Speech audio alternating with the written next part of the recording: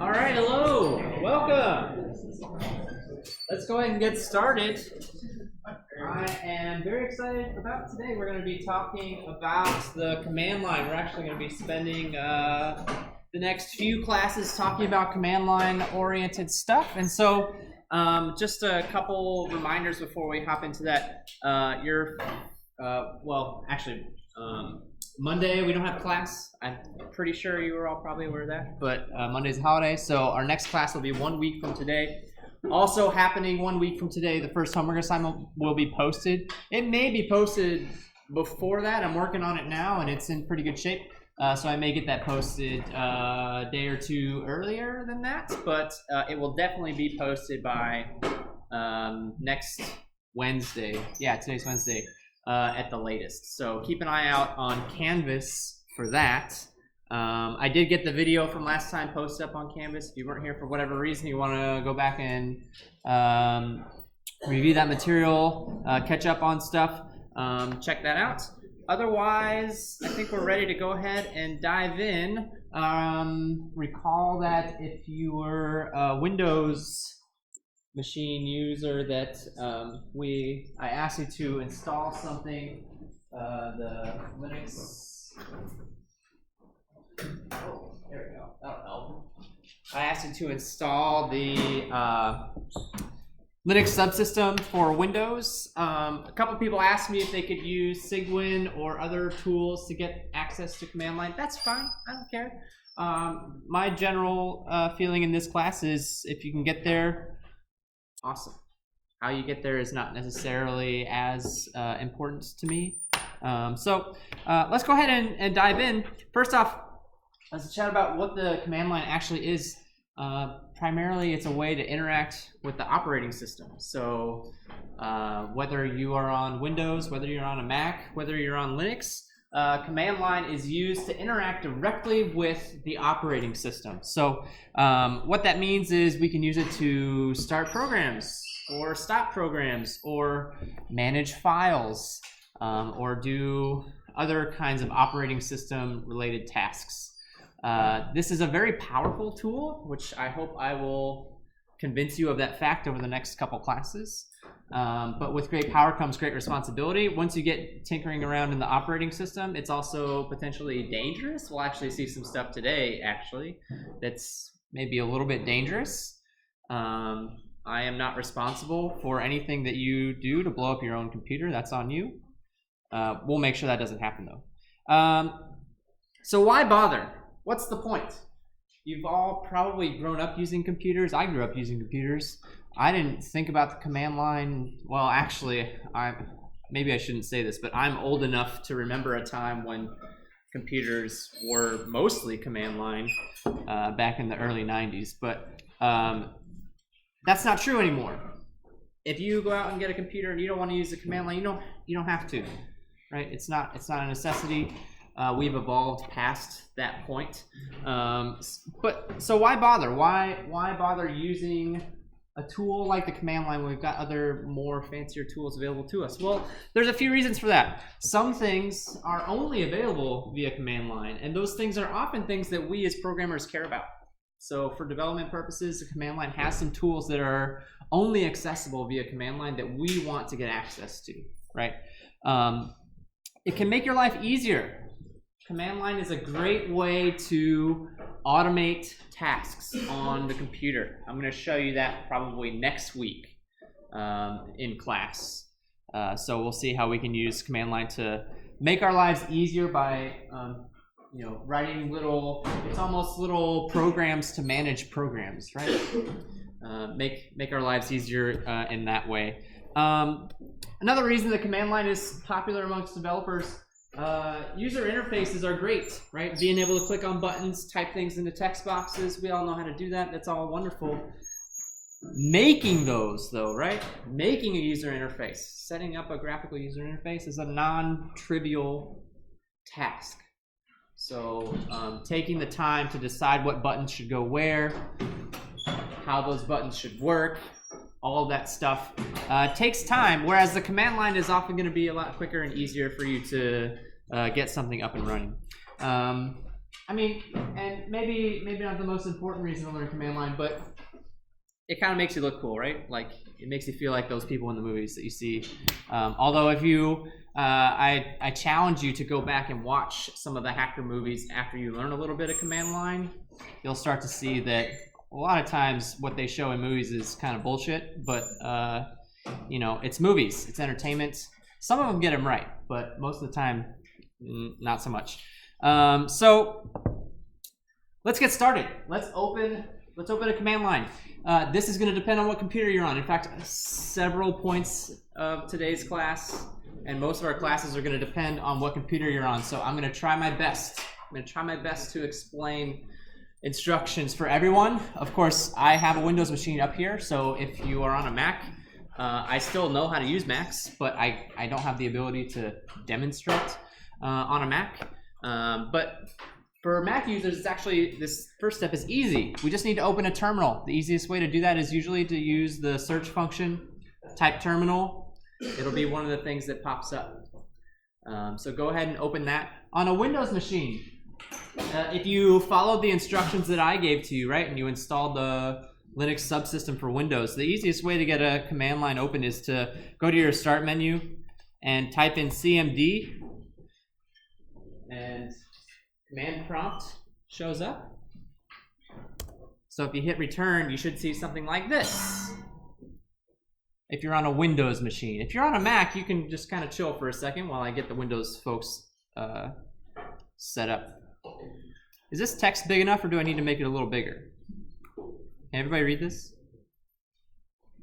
Nobody's complaining, so I'm going to leave it. If I need to make it bigger, give me a heads up and I can do that. So if you're on a Windows machine, here's step one. Step two then is actually to type in the word bash, B-A-S-H, and hit enter. And this actually drops you into the Linux subsystem for Windows that I asked you to install.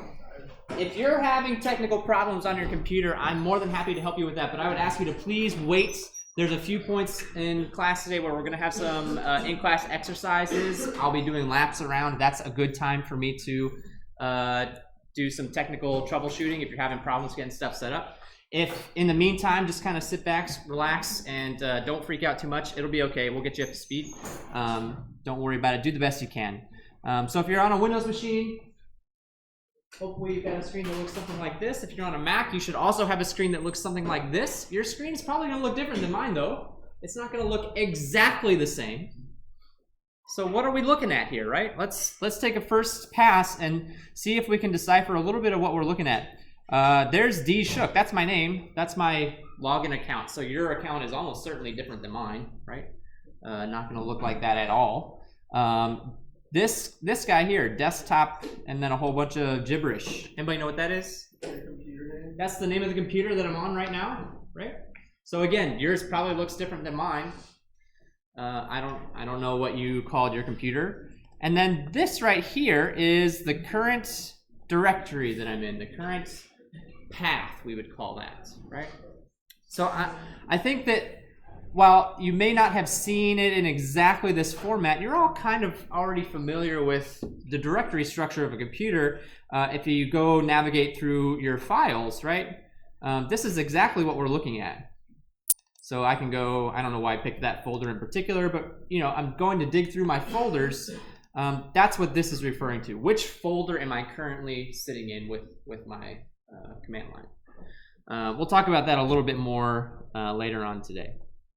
So this flavor of command line is actually called bash. That was the thing that I typed in on a Windows machine. If you're on a Mac, it's probably also bash, but it may not be. I actually was reading a few months back that Mac has decided to abandon bash in favor of a different kind of shell, mostly for legal reasons, monetary reasons.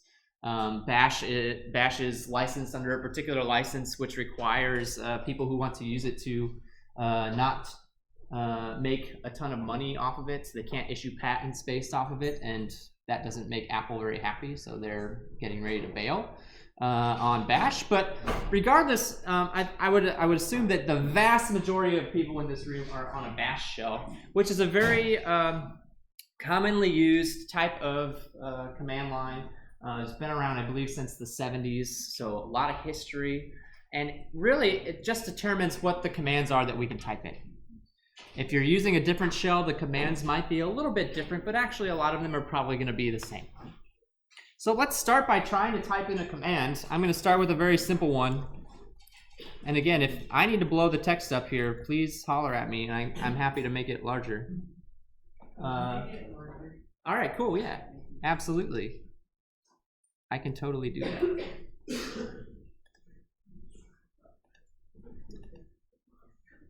Let's try 36. Is that better? Or do I need to go bigger? We good? Yeah. All right, cool, thanks. So here's a command, right? This is about as easy as it gets. I see the word echo, and then I've got quotes, and those quotes are a signal just like you saw in 131. That's a string, right? That's a string. And when I hit return, or when I hit enter, it executes that command, and it displays hello world to me on the screen. So echo is Bash's way of doing what? Printing. Yeah, print line, print statement. Exactly. We tell it what we want to print, and it happily does so. Not terribly exciting, but will be useful to us when we get into some more advanced kinds of scripting stuff. Let's take a look at a few others. pwd is the next command I want to take a look at.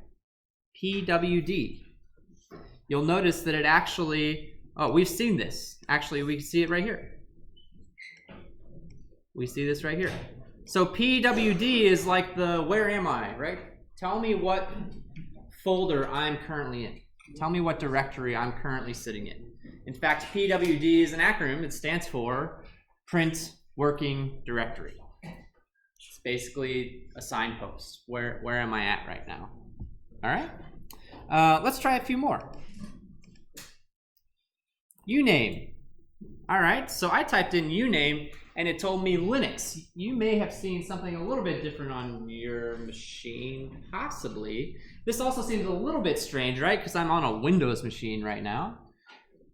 But it's telling me that I'm on Linux. And that's actually because of the Linux subsystem that we installed. It makes our computer kind of think that we're on Linux when we're using the command line, even though it's actually a Windows machine.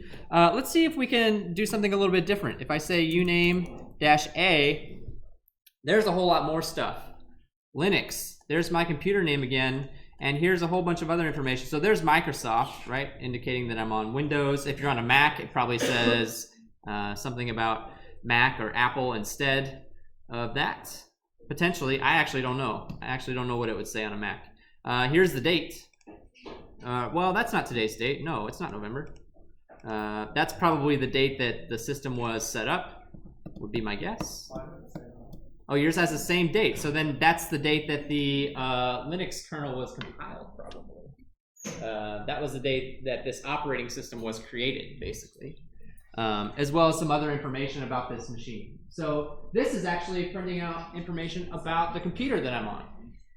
Again, it's going to vary depending, from machine to machine. But the important thing to take away here is that I used a command called uname, and I asked it to print out some additional information using -a. -a.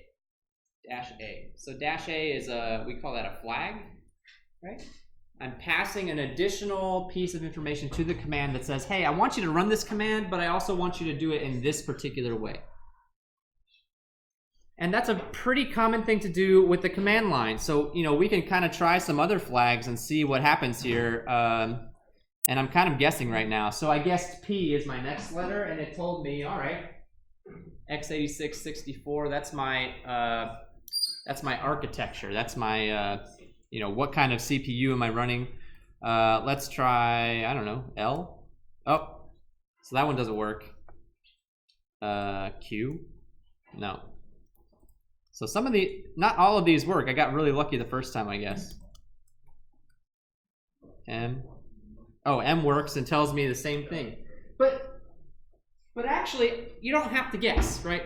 You don't have to guess. I'm guessing right now, and I got a couple of them right, and I got a few of them wrong. You don't have to guess.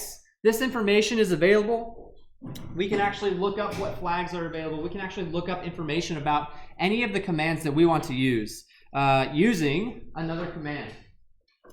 The man command, which is short for manual. So I can say man uname, and this will pull up the manual for the uname command. So if I'm ever unsure what I can do with a particular command, this is a way that I can use to quickly look it up. And so here you can see the available flags, and there's the -A right there that says print all information, right? And then if you look at the other flags that are available, it tells you what they do. The kernel name, the node name, and do I know what all this stuff means? Not necessarily, but if I'm looking for something in particular, I can find it on this list and then use it appropriately. So you can use the arrow keys, right, to move up or down, look at the information that you want, and then whenever you are satisfied, whenever you've found what you're looking for, you hit the Q key to quit, and it brings you right back. It brings you right back to where you were. This is a fantastic resource. Anytime you get stuck, taking a look at the man pages for a particular command is a great way to try and get yourself unstuck. All right? Does anybody have any questions for me right now? Cool. Then we are going to do our first exercise of the day. I know, blinding. Oops, sorry. That's way too small. I didn't mean to do that.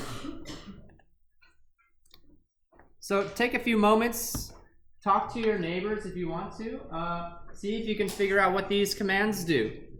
And try them out a little bit too. We'll try them out again after I give you a few minutes. I'm going to give you like 5 minutes.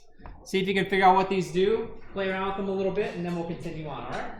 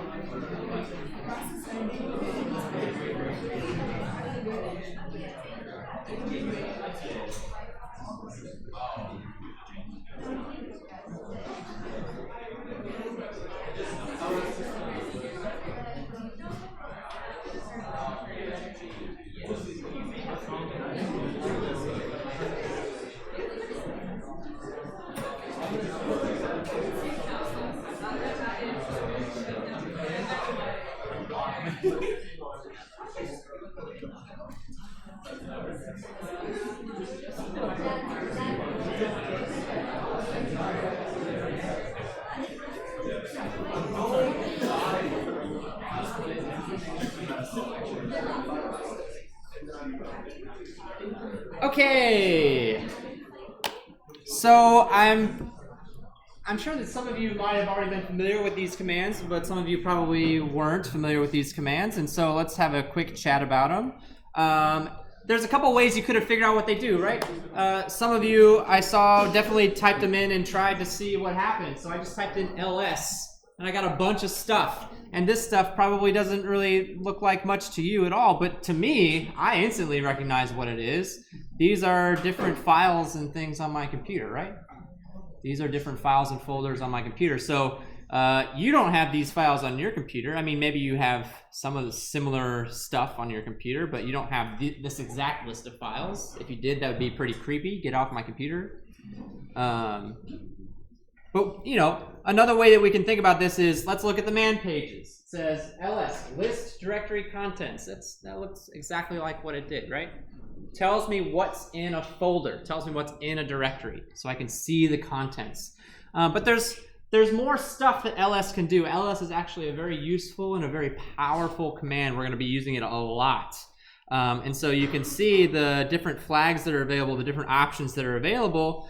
Some of the more common ones that we're going to see in this class would be like ls, did I pass it? ls-a, all. It says, do not ignore entries starting with a dot. So here's a little secret that may or may not surprise you. There are hidden files on your computer. There are hidden files on your computer that your computer does not show you unless you specifically ask for them. How do you know if a file is hidden? It starts with a dot. If you ever see a file name that starts with a dot, that's a hidden file that your computer is not going to show you unless you specifically ask for it. Sometimes those files contain useful stuff. We'll actually see some examples of hidden files that are useful to us in the next few class periods. But you know, we can use ls to show us those hidden files if we want to. Okay. I'm trying to think if there's any other ones that were useful. There's a long list. You can see there's quite a long list here, and I have to be honest with you, I know what some of these do, but I don't know what all of them do. This is another one that I like to use sometimes. The -s tells me the size. How big are the files, right? That can be a useful thing to see if I'm looking to see how much space is taken up by a particular files. So some other useful stuff. All right. And then the other one was PS, right? So again, you could have typed it in and tried it, and if you typed it in and looked at this is a little bit harder to decipher if you don't already know what this is. It's a little bit trickier to figure out what exactly is going on here. I see there's two lines. One of them is called bash and one of them says PS. Well, wait a second, PS, that's what we're talking about. That's what I just typed in, right? That's what I just typed in. And so actually, if we look at the man page for PS, we can see PS says report a snapshot of the current processes. So what are the programs that are currently running? Now, I had one or two people ask me, you know, like, hey, I've got Chrome open. Why is Chrome not showing up on my list? What processes are shown to you depends upon a few different factors. It's not claiming to show you every single thing that's running on the computer. It depends on what user account you're logged on to, right? If you have more than one person using a computer at a particular moment in time, you won't necessarily see their processes that they have running. You're only going to see your own. And there are other things that might dictate whether or not you see processes show up in this list. But one thing that you can do, so you can see there's a lot of different flags. They even give examples. For the more complicated commands, you'll often see some examples of things that are, you know, they expect people to do more commonly. So you can see they're doing a lot of, you know, interesting stuff here with the PS command. At its most basic level, though, I typically will do something like PS-A, which is show me all of the processes that are open. So what's open? Bash, that's the command line. That's what we're typing stuff into, right? So that's a process that's currently running. And then PS itself is currently running. It seems a little bit silly, right? Like no duh. I just typed it in. But it is a process that is currently running, and so it shows up on the list as well.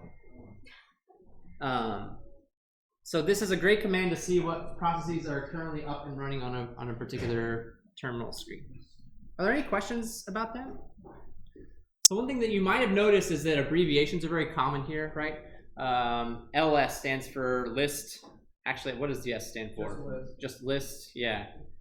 PS stands for process snapshot, right? Snapshot of the processes running on your computer. You know, PWD for print working directory. So a lot of times abbreviations are going to be used for these commands. They're trying to keep them short. It makes it a little bit harder to remember them, but it makes it faster to type them in. So it's kind of a trade-off there. But you know, let's take a look at ls- what's the one that's not? So there's ls-s that I was talking about that shows me the size of the files. Right? I don't even know what these are. What is this weirdness? I don't know. Some stuff that's on my computer. It's a virus, probably. It's been downloading too many torrents. All right, let's take a look at some new commands. So everything that we've done so far has been just in whatever directory it plopped us in, right? When we first started up. Well, we don't have to do that though. If you look at the output from ls, anything that's in, so these are actually, I see green with blue. The colors might be a little bit different on your screen than on my screen. But if I see something that's blue, that's an indication to me that it is a directory. It is a folder. It's another folder. And so I can go into that folder and I can examine the contents of that folder if I want to, right? The way that we do that is with the cd command, where cd is, again, another acronym, stands for change directory. Change directory. So we type in cd, and then we have to tell it what directory we want to go into. Now this is where, you know, I can't tell you what to type next. I don't know what folders are on your computer. You're going to have to look at the output from ls, find something that you know is a folder, right? Or take a look. You can see, look for stuff that's in blue. And then pick one. So I have a folder for CSE131. So I can type in CSE131. Notice that actually the capitalization does matter here. If I type in CSE130, well, never mind, it doesn't matter. Sorry, I guess. I'm surprised by that, actually. I thought it was going to force me to capitalize it, but it didn't. I typed in CD CSE131, and then my current directory folder is now CSE131. I can see that that is my current position. And if I type in ls, I'm going to see a lot different stuff now. Here are some folders that look like they're part of assignments for various classes, some of which aren't even, none of these say CSE131. What's going on? I don't know. My organization needs a little bit of work, I guess. So I've moved. I was in my original directory, my home directory. I used the cd command, and that put me in a different directory, right? If I want to go back to where I was, so you can see that where I was is still here, right? It just added the new directory onto it. If I want to go back to where I was, there's a special command for going up a level, or basically, right, going back to the prior folder. If I type in cd ... that means exit this folder and go into whatever folder was prior to that, right? Go up a level in the directory tree. Again, you can mimic all of this stuff by looking at your folders on the computer. If I find where I started, which is not here. What folder did I start in? I started in this one. So this is the same folder that I started in. Here's the CSE131 folder. There's all the same folders that we were looking at just a second ago, right? And if I push the up arrow, it takes me back. That's the same as doing a CD ... It's the same thing. Same thing, right? And so we can, use CD to get us to the directory that contains whatever files or programs that we're interested in getting to. And we can chain them together too, right? Like if I want to go up multiple levels, I can do that. I just need to stick a slash in between. So this is saying go up 2. I'm going to go to users and then C, because I told it to go up 2 levels. Another really nice shortcut that's used a lot when changing directories is if I type in CD and then I kind of know where I'm going, but I'm either not entirely sure, I'm just feeling a little bit lazy. So I typed in CD and then a capital U for users. I want to go back into that users folder, right? I could type out the word users, or if I type the first letter or 2 and then I hit tab, it's going to look at what's available and autocomplete based on what I've already typed in. So what directories exist that start with U? Oh, there's only one. It's called users. That must be what I'm trying to do. It'll fill that in for me. And if I want to keep going, right? So I hit tab again and nothing happened. I haven't given it any information, but if I hit tab a couple times, it'll show me what directories I have to choose from. It'll show me. So you can see if I type in a little d, right, that's not enough to narrow it down. Apparently I have an account on my computer called default user 100,000, which does not sound suspicious at all. And also, this is clearly my account. So if I type in a little d and then hit tab, it doesn't know which one I want. Do I want this one or do I want this one? It's not enough information. So, if I keep hitting tab, it'll say, all right, I haven't figured it out yet, but here are the potential options that start with D. And then if I type in another character, S, that's enough information. Now it knows exactly what I want, and tab fills it out. So this is a really, really, really, really nice little convenience when using the command line, this autocomplete, to help you pick which directory or which file you want to get to. I've actually been resisting this entire time mashing the tab key. Usually when I'm on the command line, I'm mashing the tab key like crazy, right? It's sounds nuts, but it's a good habit to get into. So take a few minutes and play around with that idea until it starts to feel a bit more second nature. Any questions for me before we take a look at some more commands? So we've seen how to move around from directory to directory. I can also make directories. So if I want to make a directory for this class, mkdir, make directory, and then give it a name. What do I want to call it? I'm going to call it 237, CSE237, because that's what class we're in. And when I hit return, you see, it didn't print anything. It didn't tell me, oh, hey, you did it, or anything like that. But there's a couple ways I can check to see what's going on. If I type in ls, I should now be able to go back through this list and see, all right, there it is. CSE237, that's a directory that I just created, right? That's a directory that didn't exist before, and I should also actually be able to see that here as well. If I refresh this screen, there's that same directory. So I'm manipulating these directly, yeah. Does that create directory on your in? I'm sorry? So like here on your desktop directory, right? Yes. Does it make a directory on that one? Yes, that's correct. It makes the directory in whatever current directory you are in. So notice that I'm in, this is my current directory. This is always my current position, right? Or you can use pwd. So the directory that I created is this followed by a slash followed by CSE237. That is what we would call the path to get to that particular directory. Yes. You can make directories in other spots. You can either use CD to move around and then make the directories in those folders, or actually if you want to, when you type in make directory, I can include a longer path. So if I want to say CSE237 And then class 1, this is going to make a class 1 folder inside of the CSE237 folder that I just created, right?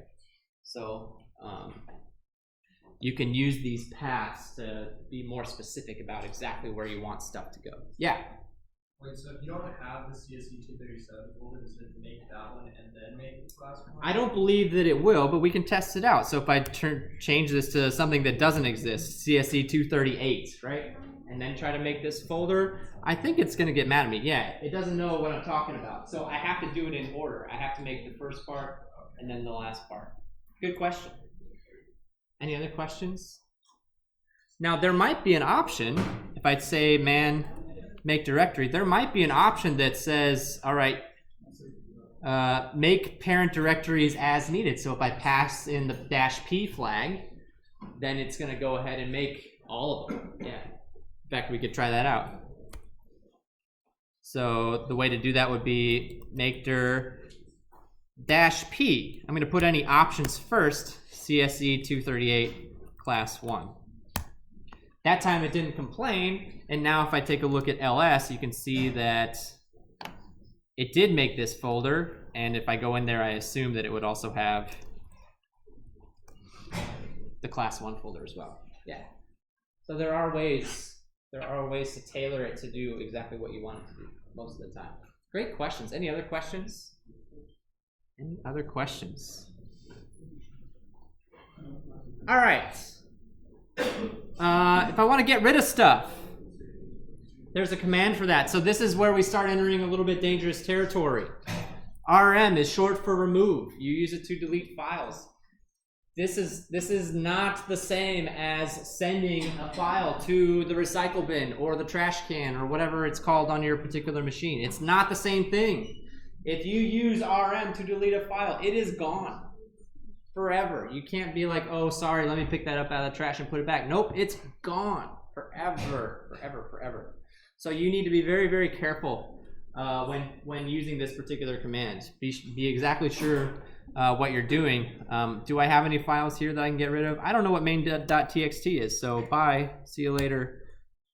Whoops, oh, I changed the directory, so that's all right though. It's a good learning. I changed the directory. I was looking at ls from when I was in a different spot. I tried to delete a file based on that, and it didn't work. But if I want to, I can use cd ... to get back to where I was, or I could remove it from here if I wanted to. I could say remove ... just to go backwards, right? However you want to get there is fine. Main.txt, there we go. That file is gone. It's not in my recycle bin. It didn't make a copy in case I change my mind later. It is gone. It is all gone. So be very, very, very careful when you run this command. There's no undo on it. The good news is that if I try to do something silly, like if I try to remove bin bash. Now we haven't talked about this yet, but bin bash, that is quite literally the program that we are using right now, the command line, right? Bash is the command line program. I'm saying delete it. And so it's asking me, it's like, are you sure, buddy? Are you sure this is what you want to do? And if I'm really adamant, I'm like, yes, this is what I want to do. It'll say, no, you can't do that. You're not allowed. You're not allowed. We'll talk about that actually a little later. Talk about that a little bit later. So there are protections in place to make sure that you don't do things. Well, so let me rephrase that. You can do stupid things, but it's going to make sure that you understand that it's on you before you do them, right? Like it's going to force you to acknowledge the fact that you are doing something that is potentially dangerous and potentially not a good idea. And if you still want to do it anyway, there are ways that you can tell the computer to do it anyway. But at that point in time, the computer's like, all right, man, it's not my fault when things go wrong, right? It's on you. So this is one such example of the computer trying to protect us from ourselves. Hey, I don't think you want to do that. Maybe let's not. What else do we got? let's take a look here. So RM is only for files. If I want to remove directories, there's a different command for that, which, surprise, surprise, is called rmdir for remove directory. So if I want to remove CSE230, oops, I need a space, CSE237, and then I do an ls, I can see that CSE237 is gone. So, and I can remove dir CSE238 as well. Oh, except for, wait a second. It's telling me it's not empty. If there's stuff in a directory, it won't let me get rid of it. So I have to get rid of the stuff that's in there first, and then get rid of the directory. Yeah. Is there an optional command that would let you do that? There is. Yeah, there is an option that will let you remove the directory anyway. If we take a look and see what it is it -p again? It might be it. Let's try it. -p CSE238. Nope, that didn't work. -r. That was my next. Why use RM-R? RM, yeah. So RM-R, where is it capital R or lowercase? Yeah. RM-R actually will allow you to remove directories and all the contents. Like most things in the computing world, there's often going to be more than one way to get to where you're going. So earlier I said RM is for files. Well, that was a little misleading. RM will delete directories too if you use the -r flag. So if I say RM-R CSE238, what's this going to do?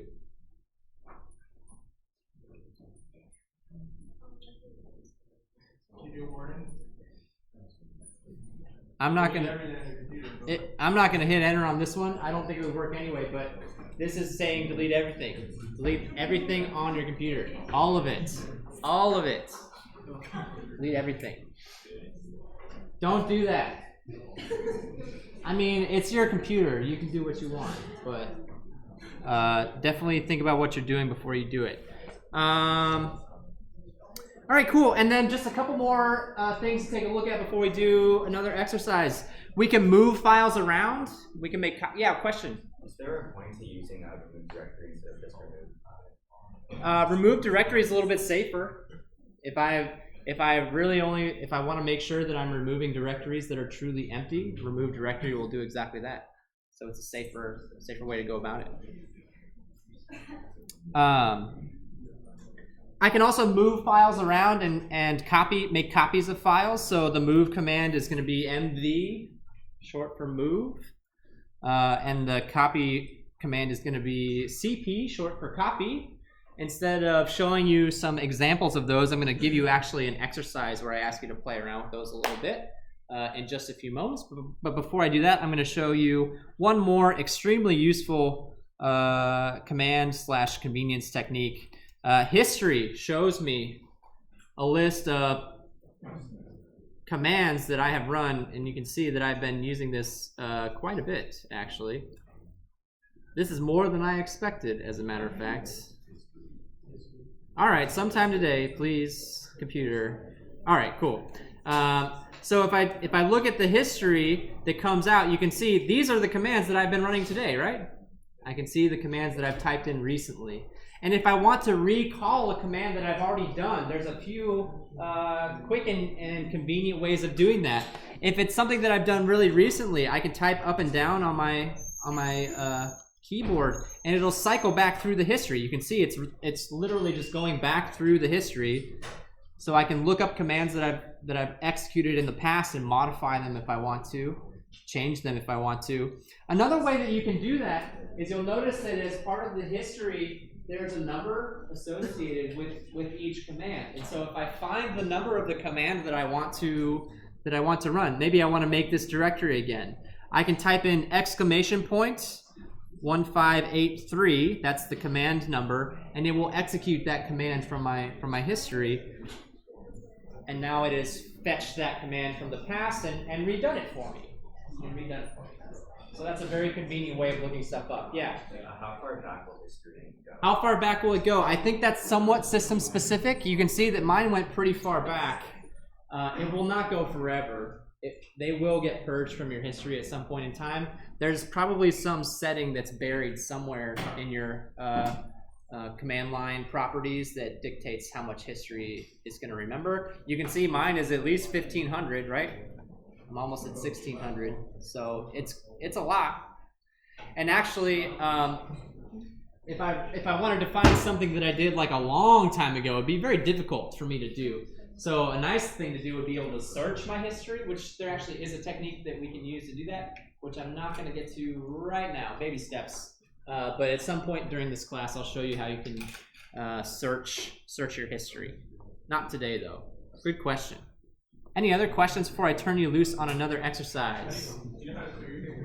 How to clear your history. I'm sure there's a command for that. Take a look at the man page. See if we can find a way to clear it out. So there's a whole bunch of stuff about searching, actually, if you're interested in how to search your history. This man page is a beast. Holy moly. I need to search the manual is what I need to do. There's a lot. Searching. Oh, you found it? -C? You Googled it? Yeah. Well, I'm not going to do that because I want my history, but it's good to know. Yeah. Thank you. Thank you. Any other questions? Keep them coming. I really like trying stuff out and experimenting. See what we can do. All right, let's take a look at another exercise then, based on the commands that we talked about. Again, find a neighbor if you want to, whatever you need to do to try these exercises. I'm gonna do what we did last time. Give you a few minutes to work on this with a buddy, with a neighbor, and then we'll have a chat about it in 5 or so. Let me know if you have any questions. I'll be around.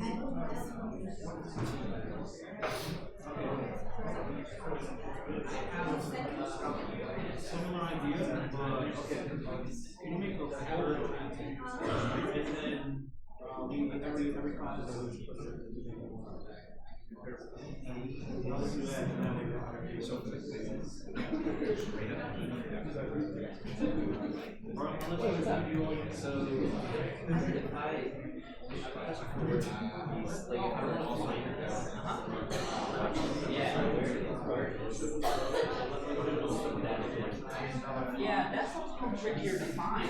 It's a good question. So, the reason why it's so tricky is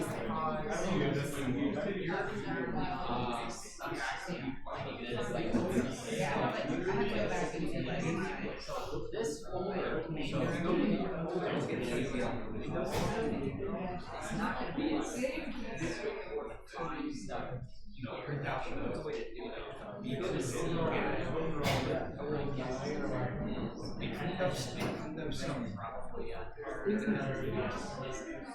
That's a good question.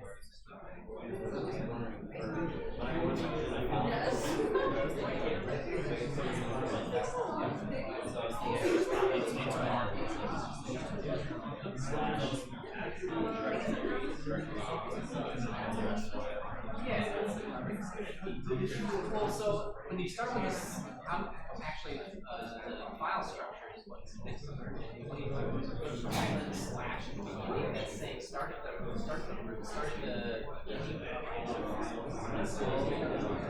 oh yeah.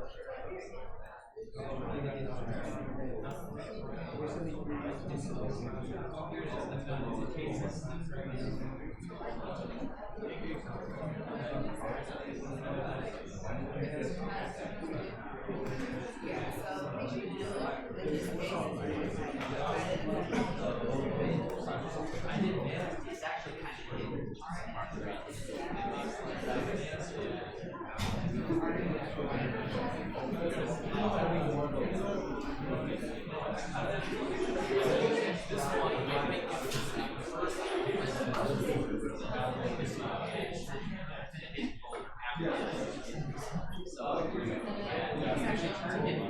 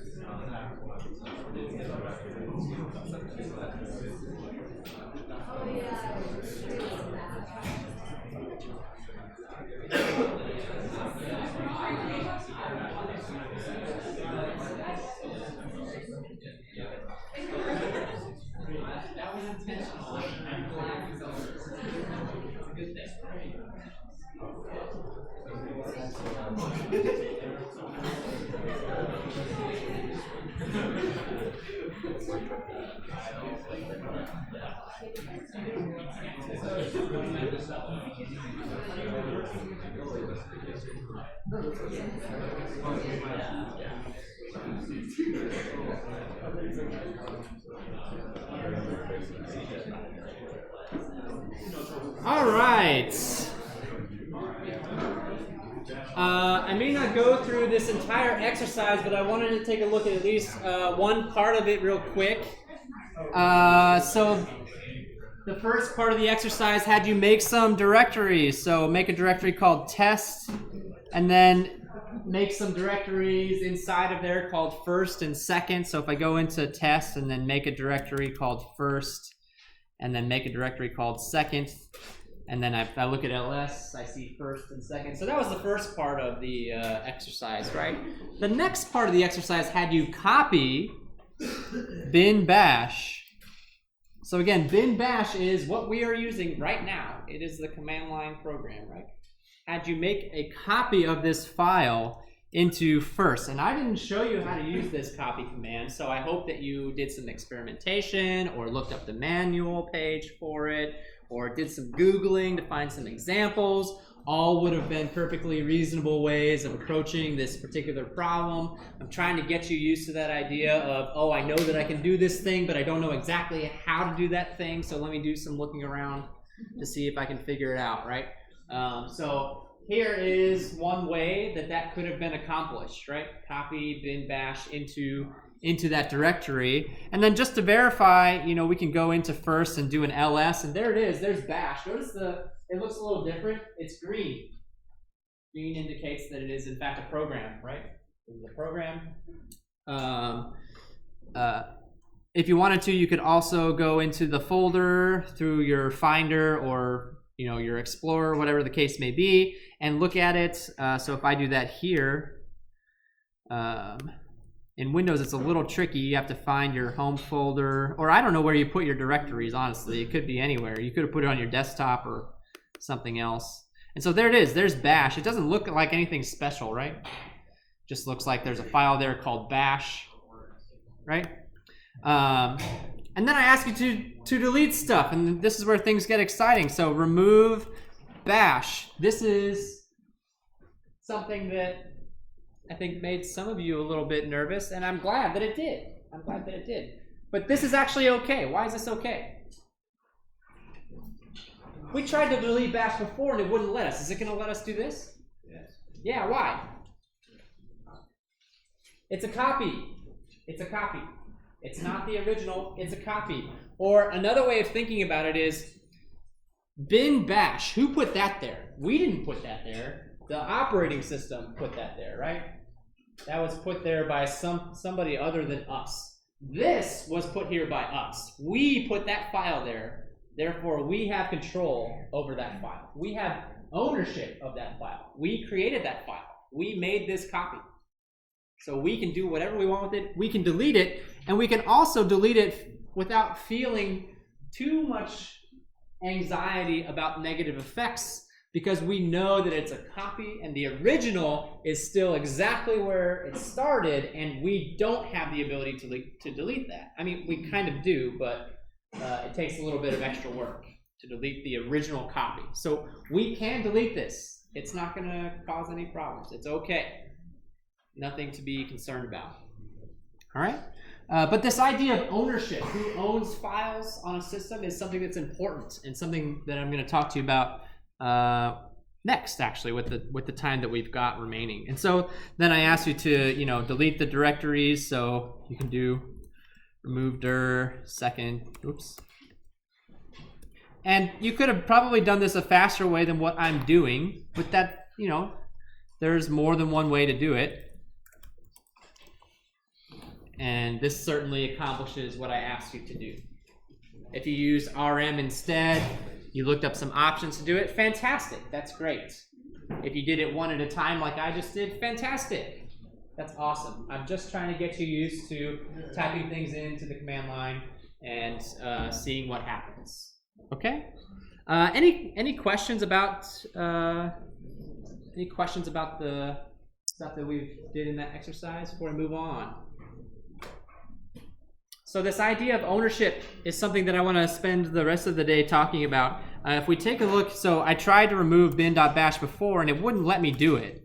Like I really wanted to, and I don't really want to actually, but it wouldn't let me do it either way. It says permission denied. Well, how would I be able to know that ahead of time? Is there a way that I could actually check to see? Like, can I ask the question, oh, am I allowed to delete bash without trying to do it? Right? Is there a way for me to see? And the answer is yes, there is. Every file on your computer has what's called permissions associated with it. So permissions deal with who is allowed to do what with a particular file.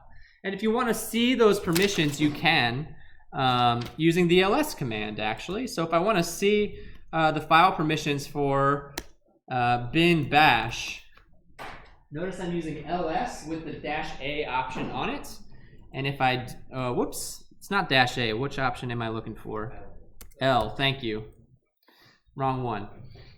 If I do -L, we haven't actually seen this option before. L is just a more verbose version of the ls. So it shows me this, here's bin bash, right? But what I really care about is this stuff over here. This tells me the permissions that exist on this file. So there are 3 groups of permissions here, actually. There's a group of permissions for the owner.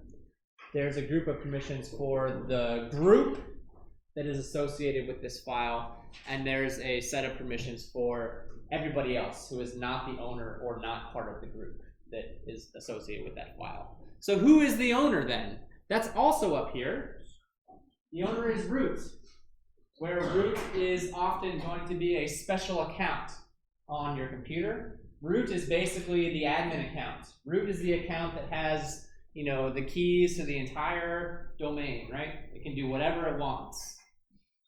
Root is the God account on your computer.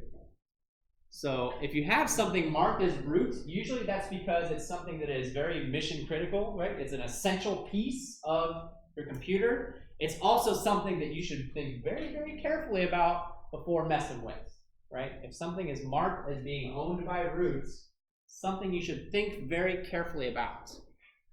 So if I look at these permissions then, what this is telling us is that the root has the ability. So these are the permissions that are associated with the owner, which again is root. The root has the ability to read, write, and execute this file. So the root can examine the contents of the file. The root can change the contents of that file. That's what the write permission means. It can change this program. It can also run this program and execute this program. It can do whatever it wants, right? The next set of permissions is related to the group, which actually the group is also root. So I know it's a little redundant, but this block here says that the group, anybody who's in the same group as root, you can think of a group as just a collection of users, right? Anybody who's in the same group as root can read. They cannot write. The dash means they do not have write permissions. They can read or execute. They can read or execute. And then last but not least, the final set of permissions over here. This is what applies to us in this particular situation. Anybody who is not the owner or part of the group can read or execute. So that's us. We can read or execute this file. In fact, we have executed this file. We're looking at the command line. That's an execution of this file. So we have successfully executed this as a program. We can contrast that with files that we own. So if you're in a folder that's your own personal folder, like I'm in my users folder right now, if I look at the permissions for stuff that I own, right? ls-l, if I type it without any files after it, it'll just tell me for the entire directory. So here you can see, oh look, for the stuff that I own, it's just a free-for-all out here, right? Anybody can do whatever they want to these files. So there's a lot looser restrictions. And then here's something that's a little bit different. I see either a D or an L up front. The D indicates that it's a directory, it's a folder. The L indicates that it's a shortcut. Or a symbolic link is the official name, but it's a shortcut. That's how most people are used to talking about it. It's a link to a different directory, right? And so you can see that for my directories, right, I am now listed as the owner and the group, and I have full control over them, and so does everybody else for that matter. The permissions on these files is set to be very open. Yes? Excuse me. If there's a dash here, yes, that means that it's not a directory or a link, and the only other thing that it could be in that case is a file. So the dash up front means that it is in fact a file, yes. Are there any questions about permissions then? And so when I tried to delete bin bash before, right? When I tried to delete that file, what happened? I'm currently logged in not as root, I'm logged in as me, dshook, right? I'm logged in under my user account. That means that the set of permissions that applies to me is this. So I tried to delete this file, which qualifies actually as a write. Anytime I try to modify information, it's going to be considered a write operation. But I don't have the right permission here. It doesn't exist. If I want to modify this file, I have to be the owner. That's the only thing.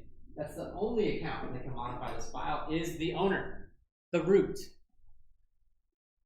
Now here, I'm almost afraid to tell you all this, but I'm going to do it because it's important. You can be the root if you want to. There's a command that lets you switch from your user account to the root account. There's a couple ways you can do it. So if I type in SU, typically that will just switch accounts to the root account. I have to type in the admin password. I don't know what that is. You guys set that on your machines when you took it out of the box, right? So you have to type in the admin password. What is my admin password? I don't know what it is. Oh, okay, it's not that. That's all right. What is it? I don't remember, honestly. Anyway, it's not particularly important because I wasn't going to mess around with it anyway. So you can use SU to switch to the root account, but you have to be very, very careful because if you're on the root account, the system's not going to stand in your way anymore. The system's going to be like, oh, okay, you're the boss around here. You're in charge. I'm getting out of your way. You want to destroy this whole thing? All right, you're the root. You say so. I'm not going to stop you, right? So you have to be very, very, very careful. A lot of times it'll actually, some systems will still kind of pop up a warning and say, hey, are you sure you really want to do this? You really should think about doing this before you do. Whatever it is that you are trying to do, you should take a second and ask yourself, is this really necessary? Because a lot of times what you're doing should be done under user accounts. It's very rare that you actually need to switch over and do roots related stuff. Especially for this class, it shouldn't be necessary a whole lot. So just be aware of that fact when messing around with the privileged access that comes with using the root account. Your user account is often plenty, and it will protect you from yourself. It'll protect you from doing anything that's too terribly destructive. Instead of using root and going around and doing things that way, another way that we can kind of get around some of these restrictions is to change the permissions of a particular file. So if I wanted to change the permissions of some of these files, like I've got a CSV file here. I have no idea what it is, but let's say I want to change the permissions. I want to make it more restrictive. I can use a command called chmod, which means, what's the acronym here? Change, modificate. I don't know what the mod stands for, honestly. But it allows me to change the permissions. And the easiest way that I can think about talking about this, so the next thing that I'm going to type in is probably, the way that I think about this is I type in a number. So 3 numbers. What are the permissions for the owner, which again is me? What are the permissions for the group? And what are the permissions for everybody else? So the first number represents my permissions, the next number represents the group permissions, the last number represents everybody else's permissions. 7 is the most liberal, right? As the owner, giving myself a 7 means I can do whatever I want. 0 is the most restrictive. So by giving the group and the rest of the world a 0, that means they really can't do anything with that. They can't touch that. You can do numbers in between. So it's a binary value, essentially, is what it becomes. 4. If it's larger than 4, then you'll have read permissions, 2 for write permissions, and 1 for execute permissions. So if I wanted to give read and execute permissions, that would be a 5. 4 for the read plus 1 for the execute, right? It's a binary value. It takes a little bit of getting used to. Again, take a peek at the man page if you want more information about this, or look up some examples online if you want some more information about this. But anyhow, if I do something like chmod 700 on test.csv, and then I run ls-l again for test.csv, was there an error? What happened? I thought I restricted the permissions, but it didn't work. Computer, what? Did I do it wrong? What happened? Now I'm a little baffled.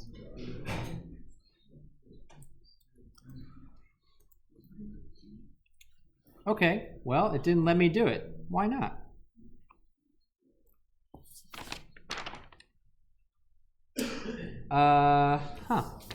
Sorry about that. I'm a little confused. That was not what I was expecting. Let me make a new file. Let me make a copy of bin.bash.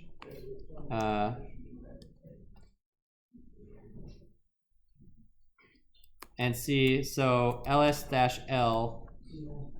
Sorry about this. So bash, here we go. I see lots of stuff here. Can I change the permissions of that, or is it going to do the same thing? No, it still wouldn't. It's not taking. Interesting. Huh. It won't let me change the permissions. Interesting.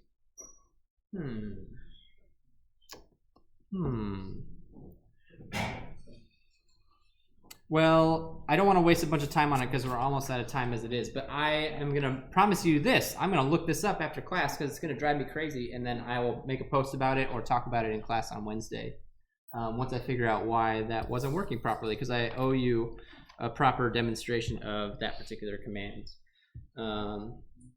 Okay.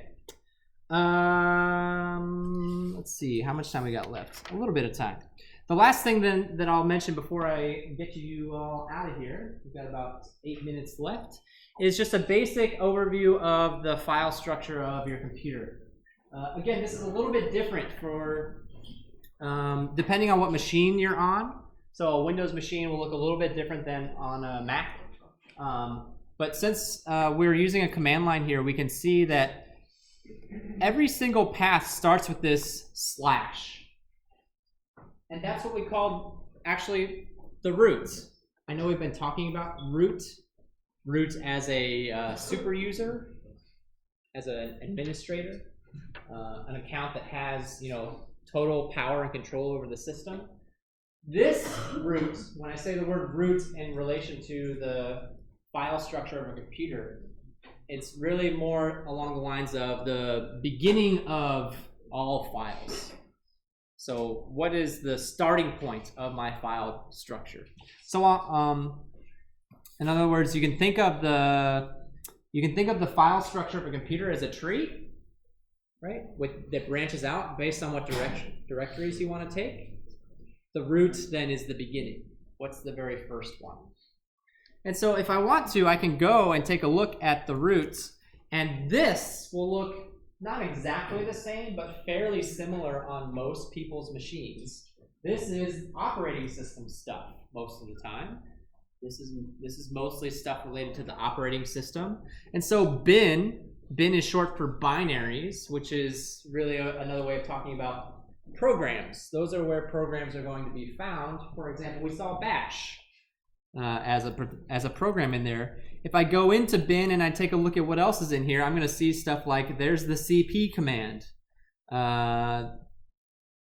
What other commands have we used today? There's rm and rm remove directory, right? So any commands that I can type into not every single command, but a lot of the commands that I can type into the command line are found here. This is where they're located. This is what dictates how those work. Again, this is not stuff that we usually want to mess with, but that's where they live. That's where they are.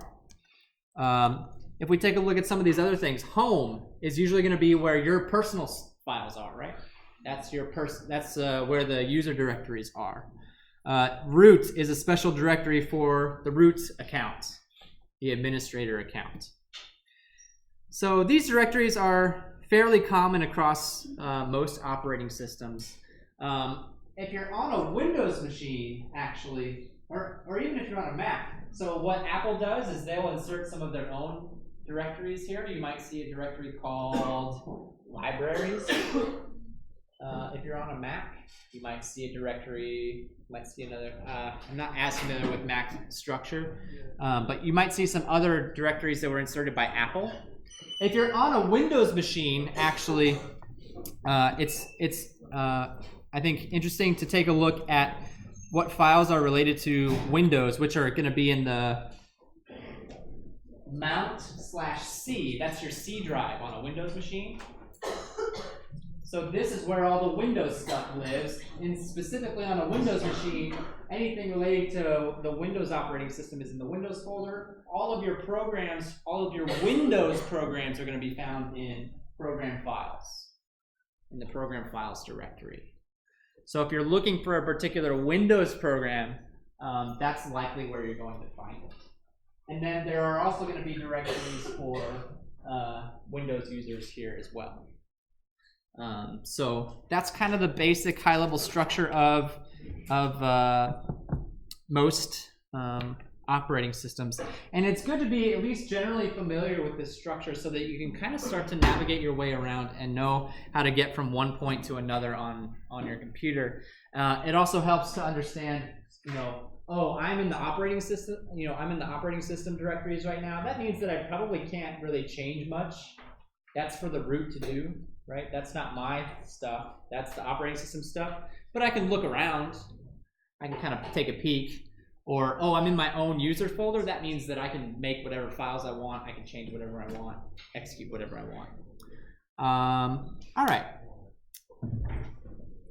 We will end it there for today. Are there any questions before we wrap it up? All right. Thanks, everybody. Have a great week, and I'll see you back here 1 week from today on Wednesday.